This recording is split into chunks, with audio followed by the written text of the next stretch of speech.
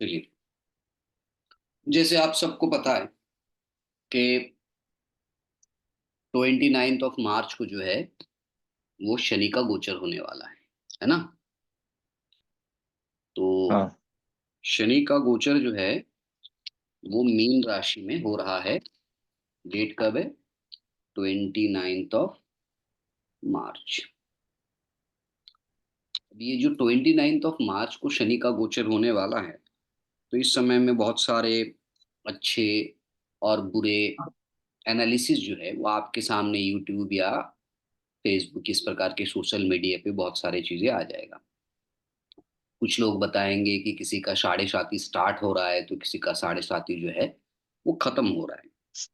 और एक भय का वातावरण और एक अनएक्सपेक्टेड, कहा जाता है अनरियलिस्टिक प्रेडिक्शन जो है वो बहुत सारे आपके सामने आएंगे।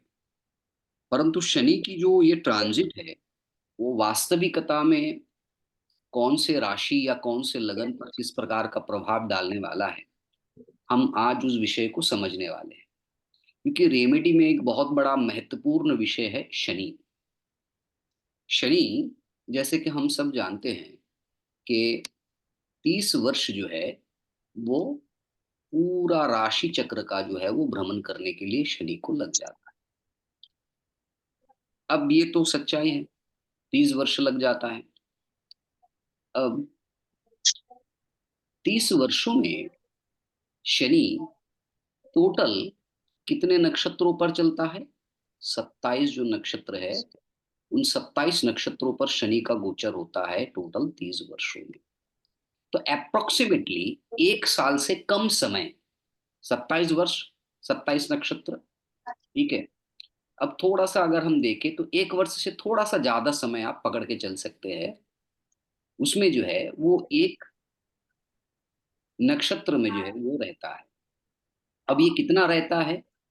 अगर हम काउंटिंग करें तो लगभग लगभग आप पकड़ के चलो 14 महीने के आसपास जो है ना, वो कभी 13 महीना, कभी 14 महीना, इस प्रकार के वो एक नक्षत्र में अराउंड 13 to 14 मंथ्स एक नक्षत्र में शनि का गोचर होता है। जो मैं बता रहा हूं उसको नोट करते जाइए, नहीं तो आगे आप समझ नहीं पाएंगे। पूरे 30 वर्षों में शनि राशि चक्र का परिभ्रमण करता है। 30 वर्षों में 27 नक्षत्र का परिभ्रमण करता है। उसमें से एक नक्षत्र में परिभ्रमण करने के लिए 13 या 14 मंथ्स के आसपास रहता है। और इन्हीं 30 वर्षों में शनि 108 नवांश को जो है वो गोचर करता है। तो ऐसे स्थिति में एक नवांश में गोचर करने के लिए शनि को लगभग लगभग अगर एग्जैक्टली कैलकुलेट किया जाए, सो 3 महीना और 9 से 10 दिन का समय जो है वो शनि को लगता है। 3 months and 9 days। 3 महीना 9 से 10 दिन का समय एक नवांश में शनि रहता है। रेट्रोग्रेड हो जाएगा तो ज्यादा रहेगा, अतिचारी स्थिति में रहेगा तो कम रहेगा। तो कैजुअली नॉर्मली हम कैस क्या लेंगे, नॉर्मली हम लेंगे कि एक नक्षत्र चरण, यानी कि एक नवांश पे शनि का गोचर जो है वो लगभग लगभग 3 महीने का होता है। तो अब चीजें देखने वाले विषय है कि एक राशि में यदि हम शनि को देखें तो शनि 2.5 वर्ष रहता है, और उस 2.5 वर्ष के आधार पर हम प्रेडिक्शन करते हैं कि अगला 2.5 वर्ष आपका जो है वो अच्छा जाने वाला है या बुरा जाने वाला है, ऐसा हम प्रेडिक्ट करते हैं इस 2.5 वर्ष में, जब तक शनि एक राशि में रहता है। 2.5 years, लगभग लगभग 30 महीना, है ना, 30 months।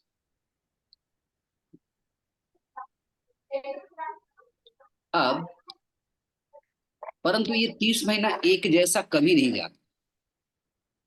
इस 30 महीनों में बहुत सारे लोगों के जीवन में उत्थान भी होता है, बहुत सारे जीवन लोगों के जीवन में पतन भी होता है। इस 3 महीनों में आपके जीवन में नॉर्मल एक्टिविटीज भी होते रहते हैं, किसी की मृत्यु हो जाते हैं, कभी अच्छा वक्त कभी बुरा वक्त, सब कुछ जो है वो आपको दिखने को मिलता है इस 3 महीने में, 30 महीने में, यानी कि 2.5 वर्ष में। अब एक चीज आपको समझने की जरूरत है कि फिलहाल के लिए ये जो शनि भगवान है ये मीन राशि में गोचर कर रहा है।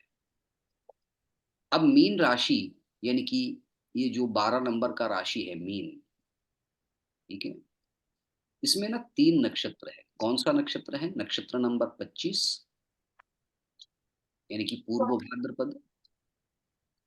नक्षत्र नंबर 26, उत्तर भाद्रपद। और नक्षत्र नंबर 27, अर्थात रेवती। इन 3 नक्षत्रों में शनि का जो है वो गोचर होने वाला है। सबसे पहले शनि किसमें गोचर करेगा? पूर्व भाद्रपद में। कुछ समय पूर्व भाद्रपद में रहने के बाद शनि का गोचर होगा उत्तर भाद्रपद में, अर्थात 26 नंबर नक्षत्र में। और उसके बाद शनि का गोचर जो होगा वो होगा रेवती नक्षत्र में, अर्थात 27 नंबर नक्षत्र में, या बुध के नक्षत्र में। तो ये जो 25वां नक्षत्र है ये किसका नक्षत्र है?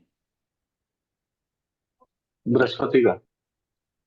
तो 25वां नक्षत्र यानी कि पूर्व भाद्रपद नक्षत्र जो है वो हो जाता है बृहस्पति का, जुपिटर का।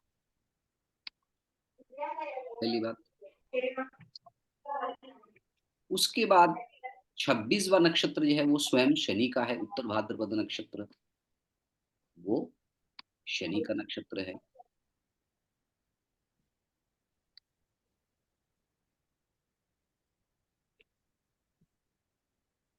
और 27वां नक्षत्र जो है वो है बुध का। अब सवाल उठता है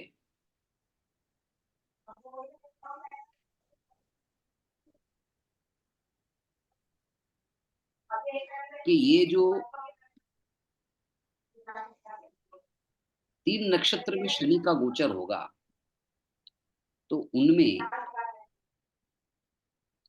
क्या सेम परिणाम जो है वो हमको मिलेगा? ये कतई संभव नहीं है, बिल्कुल भी संभव नहीं है। इसलिए संभव नहीं है क्योंकि अलग अलग नक्षत्र के ऊपर से या अलग अलग नक्षत्र चरणों के ऊपर से शनि के गोचर के दौरान हमें अलग अलग प्रकार के फल जो है उसकी प्राप्ति होता है। इसमें जो सबसे बड़े सहायक है, यानी कि इसमें जो सबसे बड़ा कैलकुलेशन को समझने के लिए हमें जो सबसे अच्छा चीज हमें मिलता है वो है हमारा नवतारा चक्र। एक सेकंड नोट करिए।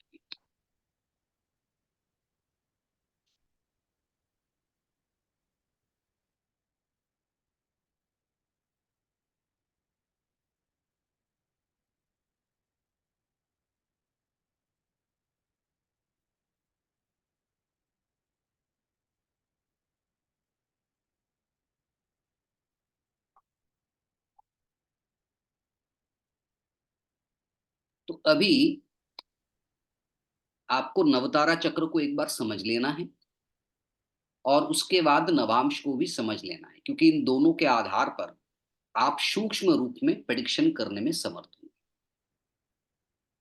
आपकी कुंडली में चंद्रमा जिस नक्षत्र में बैठा है वो ही होता है आपका जन्म नक्षत्र। आपकी कुंडली में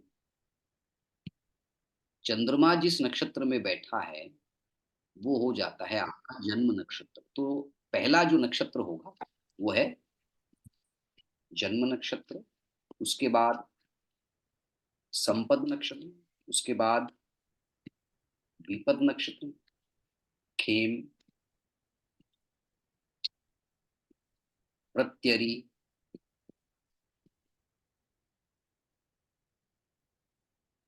साधक, वध, मित्र और अति मित्र। ये जो 9 नक्षत्र है, यानी कि आपकी कुंडली में चंद्रमा जिस नक्षत्र में बैठा है वो आपका हो जाता है जन्म नक्षत्र, और वही से काउंटिंग जो है वो बिल्कुल शुरू होता है। फिर जन्म नक्षत्र जी जो दूसरा नक्षत्र होता है वो है संपद नक्षत्र। फिर तीसरा नक्षत्र होता है विपद नक्षत्र। फिर चौथा नक्षत्र होता है खेम यानी कि मुक्ति का नक्षत्र। पांचवा नक्षत्र होता है साधक पत्तरी यानी कि शत्रु का नक्षत्र। छठा है साधक। सातवां नक्षत्र वध नक्षत्र। आठवां नक्षत्र मित्र नक्षत्र और नौवां नक्षत्र है अतिमित्र नक्षत्र। अब ये जो नवतारा चक्र है, यानी कि 9 प्रकार के ताराओं के बारे में ऋषियों ने बताया है, उसमें अगर आप देखिएगा तो जो 3 नक्षत्र है वो बहुत ही डेंजरस नक्षत्र माना जाता है। उसमें ये विपद नक्षत्र यानी कि आपके जन्म नक्षत्र से तीसरा नक्षत्र, उसके बाद प्रत्यरि नक्षत्र ये वाला पांचवा नक्षत्र, और उसके बाद वध नक्षत्र। तो 3 नक्षत्र यानी कि तीसरा नक्षत्र विपत नक्षत्र, प्रत्यरि नक्षत्र ये वाला और वध नक्षत्र। ये 3 नक्षत्र जो है, यानी कि आपके चंद्रमा जिस नक्षत्र में बैठा है उससे तीसरा, उससे पांचवा, फिफ्थ और उससे सातवां, ये नक्षत्र जो है वो आपके लिए बहुत कठिनाई पैदा करने वाले नक्षत्र होते हैं। कोई भी ग्रह किसी भी राशि में यदि विपद नक्षत्र तीसरा, प्रत्यरि नक्षत्र पांचवा और वध नक्षत्र के ऊपर से गोचर करता है तो वो नकारात्मक परिणाम ही देता है। अब एक छोटा सा एग्जाम्पल लेते हैं और इन विषयों को समझने की कोशिश करते हैं। पहले हम बात करते हैं केतु के नक्षत्र में। ठीक है, तो 3 चीजें हमें पता चली। एक बृहस्पति के नक्षत्र में जो है जुपिटर के नक्षत्र में शनि का गोचर होने वाला है। उसके बाद शनि का शनि के नक्षत्र में गोचर होने वाला है। और अंत में बुध के नक्षत्र में शनि का गोचर जो है वो होने वाला है। अब हम राशि पर ध्यान नहीं देंगे, सिर्फ नक्षत्र पे ध्यान देंगे। मान लीजिए किसी व्यक्ति का जो है 1 नंबर नक्षत्र, 10 नंबर नक्षत्र या फिर 19 नंबर नक्षत्र में अगर जन्म हो, अर्थात केतु की महादशा में अगर किसी व्यक्ति का जन्म हो, ये लगभग सिमिलर है। अगर केतु की महादशा में किसी भी व्यक्ति का जन्म हो तो उसके लिए 25वां नक्षत्र अर्थात बृहस्पति का नक्षत्र जो है वो हो जाएगा आपका केतु, शुक्र, सूर्य, चंद्र, मंगल, राहु, बृहस्पति। यानी कि ये जो 25वां नक्षत्र होगा वो हो जाएगा वध नक्षत्र, वध।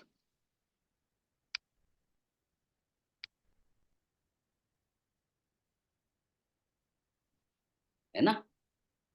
और 26वां नक्षत्र होगा मित्र नक्षत्र।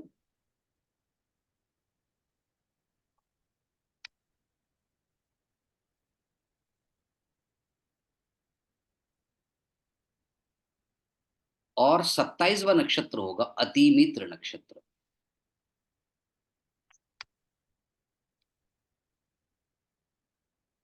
अति मित्र नक्षत्र। ठीक है।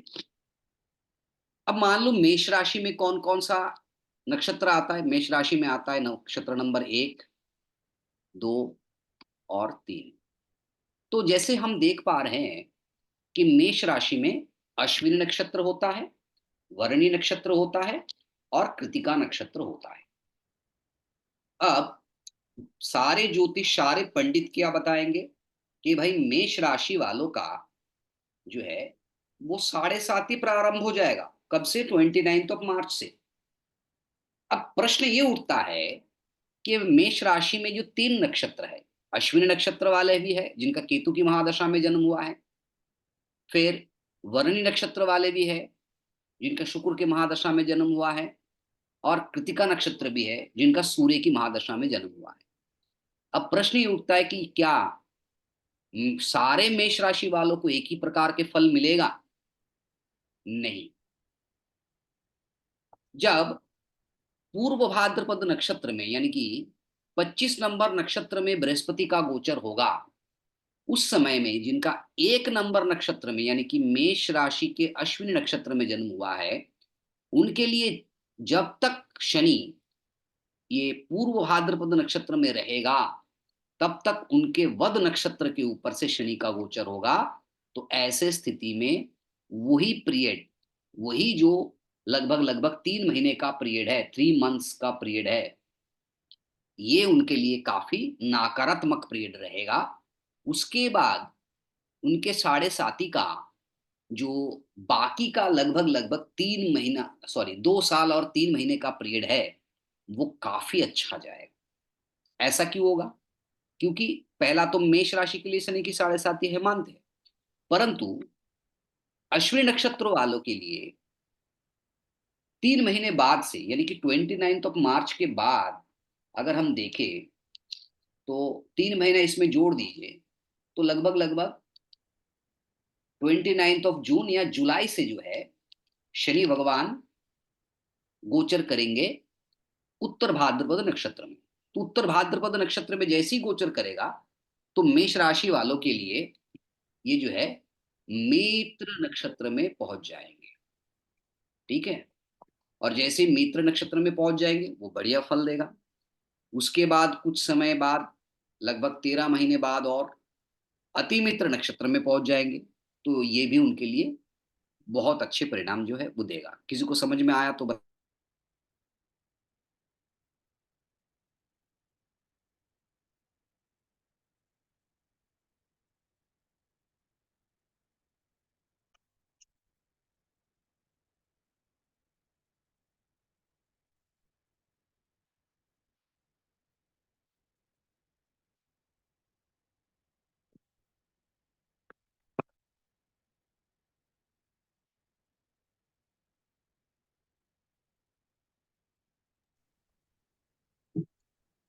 आवाज नहीं आ रहा सर। आवाज नहीं आ रहा।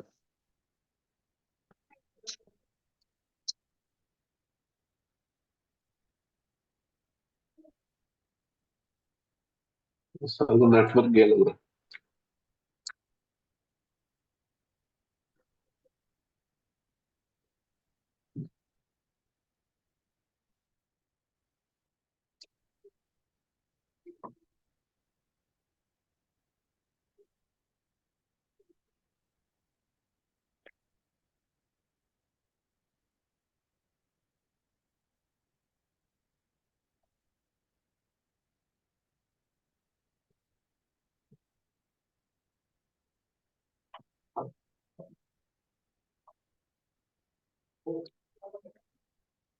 हाँ,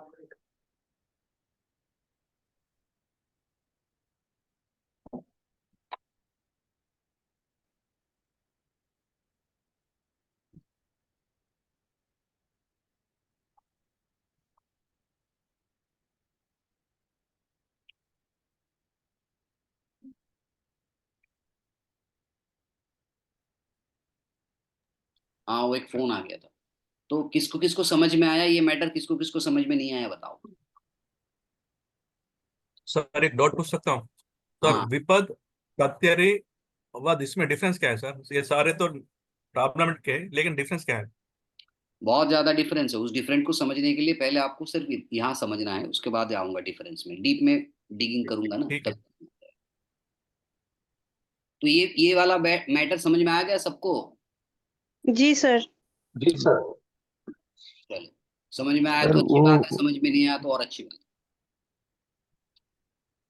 चलो, अब हम बात करते हैं सर।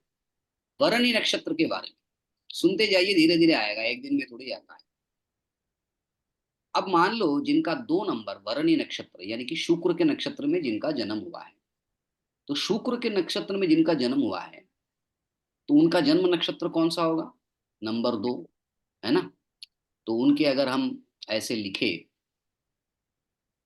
कि जन्म, शनि का बुध नक्षत्र में आएगा सर। हाँ सुन लो, जन्म संपद, विपद, खेम, प्रत्यरि, जन्म संपद विपद खेम, प्रत्यरि, साधक, वध, मित्र, अति मित्र। हो गया। तो ये जो जन्म नक्षत्र होगा जिनका, वो कौन सा नक्षत्र होगा? जन्म नक्षत्र होगा नंबर 2, है ना? संपद नक्षत्र होगा नंबर 3, विपद नक्षत्र होगा नंबर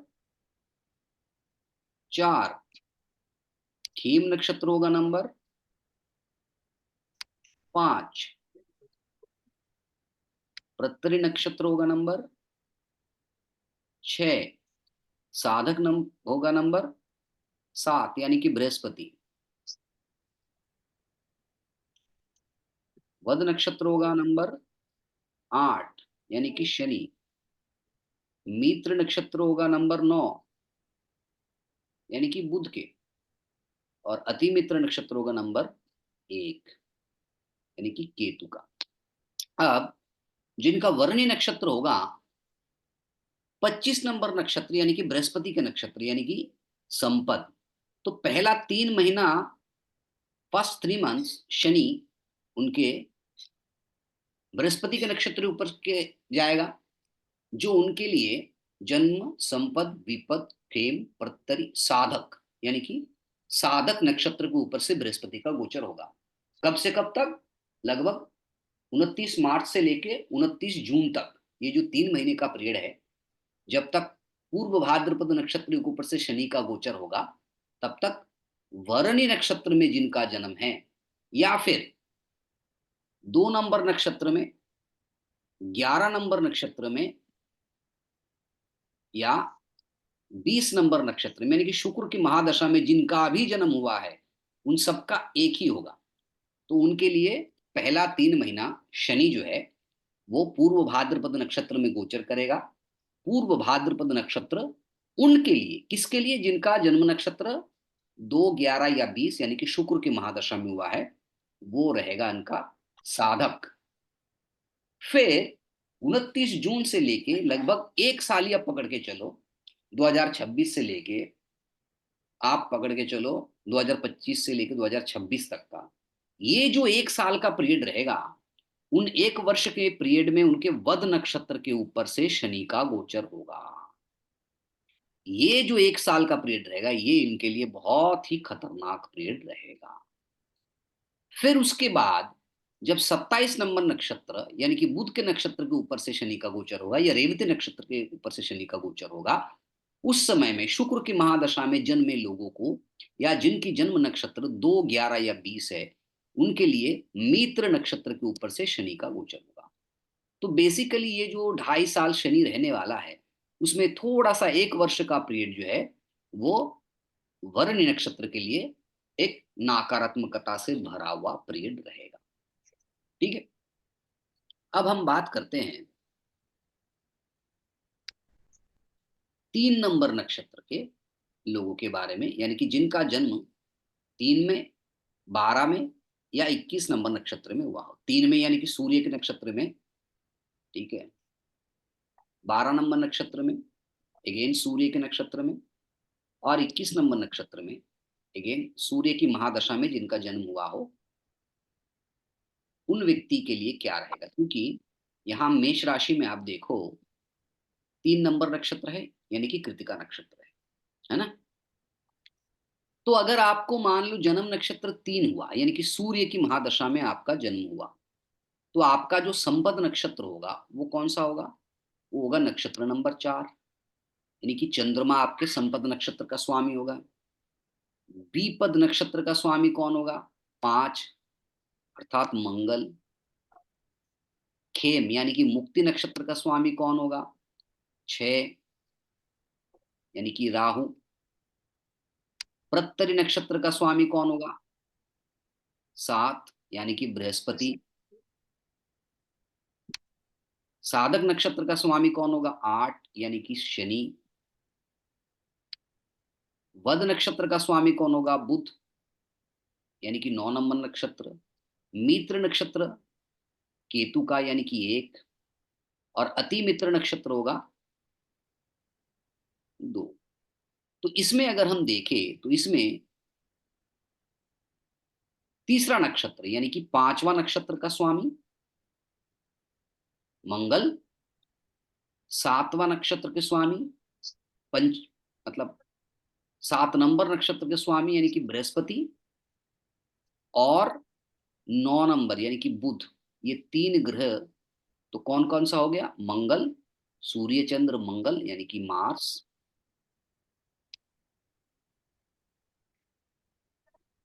उसके बाद जुपिटर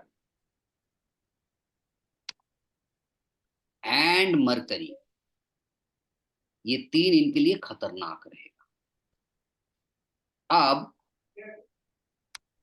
ये जो मेष राशि में जितने भी नक्षत्र है, 1 नंबर, 2 नंबर, 3 नंबर, तुम अश्विनी के लिए बोल दिए, वर्णी के बोल दिए, कृतिका के बारे में बात कर रहे हैं, या फिर जिनका जन्म 3 नंबर नक्षत्र में, 12 नंबर नक्षत्र में, 21 नंबर नक्षत्र में, यानी कि सूर्य की महादशा में हुआ है, उनके जीवन में जब पूर्व भाद्रपद यानी कि 25 नंबर नक्षत्र के ऊपर से शनि का गोचर होगा, उस समय में शनि बृहस्पति के नक्षत्र में जाएगा, यानी कि जन्म, संपद, पीपद, खेम, प्रत्तर यानी कि शत्रु, ये वाला नक्षत्र के ऊपर से जाएगा।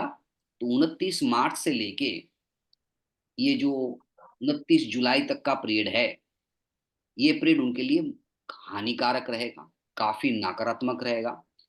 फिर 8वां यानी कि शनि के नक्षत्र के ऊपर से जब जाएगा, तब उनको थोड़ा सा रिलीफ मिलेगा। रिलीफ क्यों मिलेगा, जन्म, संपद, विपद, खेम, प्रत्यरि, साधक नक्षत्र के ऊपर से जाएगा उस समय में। और उसके बाद जब बुध के नक्षत्र में यानी कि मीन राशि में जब बुध के नक्षत्र रेवती नक्षत्र के ऊपर से शनि का गोचर होगा, तो रेस्ट ऑफ द पीरियड जब तक वो शनि मीन राशि में रहेगा, ये अगेन नकारात्मकता से भरा हुआ पीरियड रहेगा। तो सबसे ज्यादा अगर हानिकारक पोजीशन हम देखें तो देख सकते हैं कि मेष राशि में कम है, वृषभ राशि में भी है, मिथुन राशि में, सॉरी मेष राशि में है, अश्विनी नक्षत्र में एक प्रकार का रिजल्ट्स मिलेगा, वरुणी नक्षत्र में दूसरे प्रकार का रिजल्ट्स मिलेगा, और कृतिका नक्षत्र में जो है वो तीसरे प्रकार का रिजल्ट्स मिलेगा। तो depending on your birth star, so depending on your birth star हम ये कह सकते हैं कि भाई आपके जीवन में जो है वो शनि की जो ट्रांजिट है उसका प्रभाव जो है आपके जन्म नक्षत्र के आधार पर बहुत ज्यादा जो है वो मॉडिफाइड हो जाएगा। ठीक है, तो अब बताओ, अब थोड़े बहुत ये सेकंड टाइम जब हमने बताए तीनों नक्षत्र के, तो थोड़े थोड़े करके समझ में आया सबको। हम्म, किसको समझ में नहीं आया वो बताइए सीधा सीधा। आप हाँ पाया, ये थोड़ा टफ ही लग रहा है। टफ लग रहा है, अब टफ टफ लग रहा है, लगेगा, कोई बात नहीं, दिक्कत वाली कोई बात नहीं है। मुझे समझ में नहीं आया वो। गौरव जी समझ में आया? जी सर, क्लियर है। नहीं, थोड़ा सा जो नवतारा कॉन्सेप्ट। यूज नहीं करते उनके लिए दिक्कत है। हम इसमें लोग तो यूज करते हैं सर।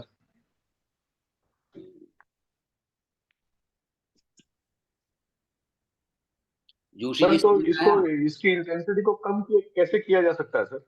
क्या? जैसे शनि जो है, अब वध नक्षत्र से अगर पास, वध नक्षत्र से पास करेगा, हम्म अपने ही नक्षत्र में वध नक्षत्र आ रहा है, तो उसकी इंटेंसिटी को कैसे कम करेंगे सर? नहीं, वो उसके बाद सेकंड ऑप्शन में जाएंगे, अभी इतना आसान भी नहीं है। अब देखना पड़ेगा कि वध नक्षत्र में वो किस प्रकार का फल देने वाला है। अब देखिए, वध नक्षत्र में 4 चरण होते हैं, ठीक है, क्योंकि एक नक्षत्र जो है वो 13 डिग्री 20 मिनट का होता है। उसमें भी एक नवांश जो है जी वो 3 डिग्री 20 मिनट का होता है ना। तो वध जी नक्षत्र के जी ऊपर से भी जब जाएगा, उस समय में भी वो 4 चरणों के ऊपर से गोचर करेगा, और हर चरण में वो अलग अलग टाइप के फल देगा। उस चीज को भी आपको समझना है। खैर कोई बात नहीं, रिकॉर्डिंग क्लास है, इसको रिकॉर्डिंग करके हम भेजेंगे आप सबको एक बार। इसको, इसी चीज को तो समझना है, नक्षत्रों को और नवांश को सीखे बिना आप थोड़े से डीप डिग नहीं कर सकते हैं, गहराई में जाना थोड़ा सा मुश्किल है। तो मैं ये पूछ रहा था उससे आपका,